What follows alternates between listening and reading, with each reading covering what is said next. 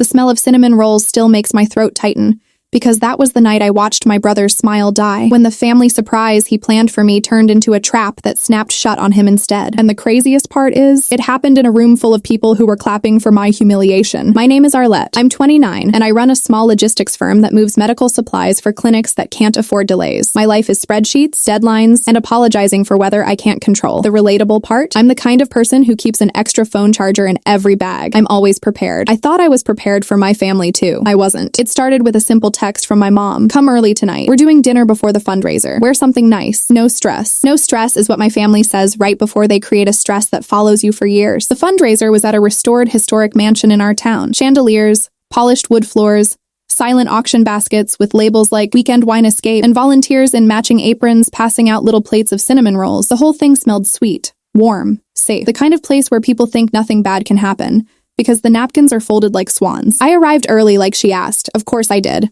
I always do. I found my parents near the entryway, and my brother, Griffin, was already there in a blazer that looked expensive enough to be petty. He hugged my mom. He shook my dad's hand. He didn't look at me. That was my first warning. My second warning was my mom's eyes.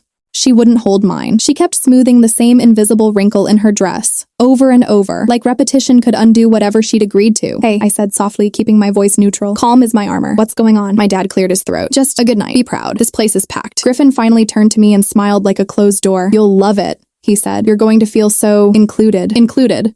The way you include a photo in a frame, not a person in a decision. We sat at a long table in the side room where volunteers were staging food. There were trays of cinnamon rolls and coffee urns and a clipboard with names. I noticed my name on the clipboard twice. One spelling was wrong. I pointed at it. Why is my name listed 2 times? My mom snatched the clipboard like it burned. Oh, that's nothing. Just a volunteer mistake. Griffin chuckled. You always catch details. That's why you're so good at your little shipments. My little shipments. I felt a sting behind my ribs, but I swallowed it. The people in my world, the clinic managers, the drivers, the nurses waiting on time-sensitive deliveries, none of them would ever call what I do little. Only my family would. I took a sip of coffee. Bitter, hot, grounding. I watched Griffin talk with my dad in that low, conspiratorial voice. The same voice he used growing up when he'd broken something and was already rehearsing how I'd end up blamed for it. Then my mom reached across the table and patted my hand, too quickly to be real comfort. I just want tonight to be peaceful, she whispered, and there it was. The sentence that always meant I was expected to bleed quietly so nobody else had to feel messy. Peaceful for who? I asked. Her mouth opened, then closed. My dad stared at his coffee like it held instructions. Griffin leaned back, satisfied. For the family? He said. For once? I didn't argue. I learned a long time ago that if someone says, for once, they're about to rewrite history and call it love. The ballroom doors opened, and the noise of the crowd rolled in. Laughing, greetings, a microphone squeal, the kind of friendly chaos that makes you feel like an outsider if you're carrying a secret. People drifted into the hall. I recognized a few business owners, a couple of town council members, 2 of my clients who waved at me like I belonged. I did belong. I just didn't belong to my family. When the MC called everyone to gather, my mom grabbed my arm a little too tight. Her nails pressed through my sleeve. Smile, she whispered. Please. That word, please, used to melt me. It used to make me bend, even when I didn't understand why. But I've been an adult long enough to recognize desperation dressed up as politeness. I smiled anyway. Not because she asked, because I wanted to watch their faces when the plan hit a problem they didn't expect. We stood near the front. Griffin positioned himself slightly ahead of me, as if the space between us was a stage marking. My dad stood on my other side, close enough to block me if I tried to step forward. That was my third warning. The MC thanked sponsors, praised community leaders, made jokes about how nobody could resist the silent auction. Then, with a bright grin, she said, and now, a special announcement from a beloved local family who has given so much to this town. My mom's hand tightened on my arm again. My dad's shoulders lifted like he was bracing for impact. Griffin stepped up to the microphone. He didn't hesitate. He didn't glance at me. He smiled at the crowd like he owned it. I felt my pulse in my ears. Not fear, not surprise, just that metallic, familiar taste, like biting the inside of your cheek when you're trying not to react. Griffin continued. As of this week, our family property will be placed under new management. The house will finally be handled responsibly, with the community in mind. The house. My stomach dropped, not because I didn't know they wanted it, but because he said it here, public, in front of people who would remember my face. He lifted a folder, thick, official looking, and tapped it against the microphone stand. There's paperwork. It's done. It's the best decision for everyone. My mom's face was pale. My dad looked older than he ever had. Griffin's eyes finally flicked to mine, and the smile he gave me was soft enough to look kind, sharp enough to cut. And Arlette won't be involved anymore, he said, like he was announcing a charity raffle winner. There it was. The humiliation, the neat little bow. The crowd murmured, surprised, curious, delighted in that subtle way people get when they witness family drama wrapped as community news. Because people love a downfall, as long as it's polite. My dad still didn't look at me. My mom stared at the floor. Griffin held the microphone like it was a trophy, and in that moment, I understood the entire shape of their plan. It wasn't just about a house. It was about control, personal boundary, take what I cared about, social pressure, do it in public, practical power, lock me out of access and decisions, reputation, make me look like the unstable obstacle. They wanted me quiet. They wanted me grateful. They wanted me to accept being removed like an outdated employee. I breathed in cinnamon, coffee, perfume, the faint sting of floor polish, and I smiled. Not a sweet smile, not a forgiving smile, a calm one, the kind that makes people nervous because it means you're thinking. Griffin kept talking, layering on excuses. This isn't personal, he said. It's about stability. It's about what's best for the family. And honestly, Arlette has been busy. She has her company. She's doing fine. He said it like I was a hobby, not a person. A few heads turned toward me, waiting for my reaction, waiting for tears, waiting for me to rush out and prove Griffin right. Instead, I stepped forward, just one step. My dad's hand twitched like he might grab me. He didn't. I looked at Griffin first, then at my parents, then at the crowd that suddenly felt too quiet. I let the pause stretch long enough that the MC's smile faltered. Then I said, gently, clearly, into the microphone Griffin hadn't moved away from fast enough. Should I tell them now, or do you want to? The air changed. It didn't get louder. It got heavier, like everyone felt the floor tilt a fraction. My dad finally looked at me. His eyes weren't angry. They were panicked, the look of someone realizing a locked drawer is about to be opened in front of guests. Griffin's grin froze, just for a second, and that second told me everything. Because if he was truly confident, he would have laughed. He would have leaned into it. He would have said, tell them what, but he didn't. His fingers tightened on the folder. My mom whispered my name like a warning. My dad's mouth opened, then closed. And that's when I saw it, on the edge of the stage, near the volunteer table. A young volunteer holding a second clipboard, scanning the room, looking confused. Then her eyes landed on me. She walked straight toward my brother, not me, and said in a low voice that still carried in the silence, Sir, I'm sorry, but which one of you is the actual signer? Because the notary asked for the ID again. Griffin's face went blank. My pulse stayed steady, but my stomach turned cold. Because that one sentence connected to the misspelled name on the first clipboard. It connected to the duplicate listing. It connected to the way my mom wouldn't meet my eyes. They hadn't just planned to cut me out. They'd tried to sign as me. And the worst part? They did it sloppy. If you're still here with me, please like, share, and subscribe to support these stories. It helps more than you think. All right, now let me take you back. Because the truth is, I found out about their transition days earlier, when my bank called and asked why I was trying to cash out a trust I never touched. The call came in while I was packing shipping labels at my desk, the kind of boring afternoon moment that should have felt safe. My phone lit up with my bank's fraud department, and the woman's voice was gentle in that rehearsed way that means something is already on fire. Hi, Arlette, she said. Did you authorize a trust distribution request and a property transfer fee from your account? My fingers went cold on the tape dispenser. I stared at the wall calendar like it could translate betrayal into something less personal. No, I said. I didn't authorize anything. There was a pause, paper shuffling, the hum of a call center. Okay, she replied, slower now. Then someone tried to do it using your personal information. They had your full name, your address, and a scanned copy of an ID. My stomach tightened so hard it felt like a cramp. What kind of ID? A driver's license, she said. The photo looked slightly off, but the number matched your profile. I didn't yell. I didn't cry. I just felt a calm settle over me like a coat I'd been saving for this exact weather. Because that meant one thing. They weren't simply trying to pressure me into giving up control. They were trying to take it and make it look like I'd handed it over, smiling. Freeze everything, I told her. Every account, every transfer link, every authorization. We already placed a hold, she said. We can escalate it, but we'll need a report, and I'll get you the report. I cut in. My voice didn't shake. That scared me more than anger would have. And I want the audit trail. Every device. Every IP address, every attempt. When I hung up, I didn't sit down. I didn't spiral. I opened my safe, pulled out the folder I kept for emergencies, and drove straight to my attorney's office with both hands steady on the wheel. My attorney didn't blink when I laid out the facts. That told me I wasn't her first client with a family that thought blood was a legal document. Here's what we do, she said, sliding a yellow pad toward her. Quietly, cleanly, no theatrics. I nodded. They're planning theatrics for me, I said. I'm just going to stop being their prop. We filed a report for attempted identity fraud. The bank marked the request as suspicious and locked down my profile with extra verification layers. My attorney requested the notary log connected to the transaction attempt, not the signature itself, the log, the timestamps, the ID checks, the witness line.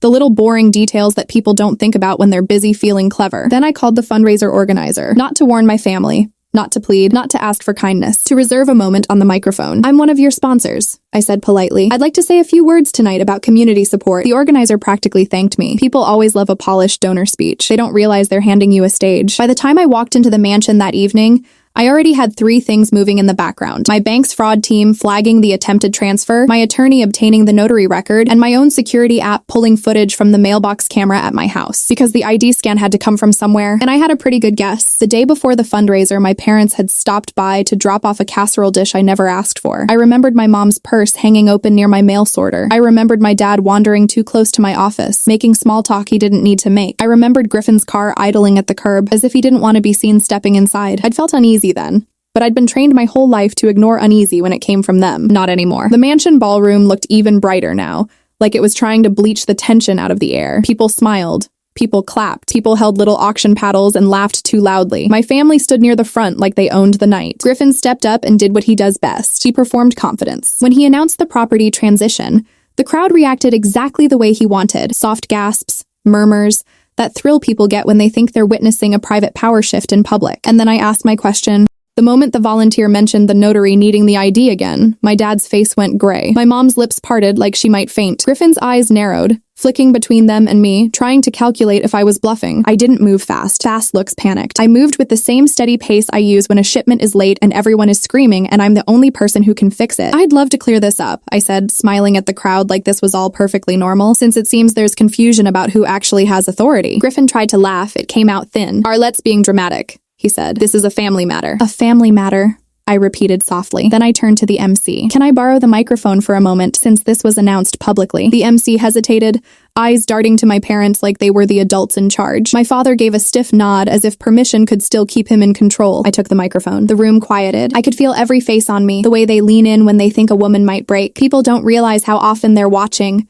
waiting for a woman's emotion to justify dismissing her. Hi, I said, warm and calm. Thank you for supporting this fundraiser. I'm proud to sponsor it because I believe in accountability, in systems that protect people from being taken advantage of. Griffin shifted. My mother's hand fluttered toward her necklace. My dad stared at the floor like it might open. I continued. Today, my bank's fraud department called me. They asked if I authorized a trust distribution and a property transfer fee. A ripple moved through the crowd. The word fraud has a way of sobering wine-drunk curiosity. I turned my head slightly toward Griffin without fully facing him. That's another trick. If you square up to someone, it looks like a fight. If you address them like they're a detail, it looks like reality. I said no, I told everyone. Because I didn't. My father's breathing went loud. Griffin tried to step forward, but I raised one hand. Not dramatic, just a gentle pause like I was stopping a driver from cutting into the wrong lane. And here's the thing, I added. The bank told me someone used a scanned copy of my ID, a copy that I never gave to anyone for a property transfer. My mother whispered, Arlette, please. I looked at her then, not with hate, with clarity. You asked for peace, I said quietly, still holding the mic, but you picked the battlefield. My attorney had told me not to wave papers around like a movie, so I didn't. I let the boring, undeniable pieces speak. I requested the notary's verification log tied to the transfer attempt, I said, because notaries don't just stamp, they document. They record which ID was presented,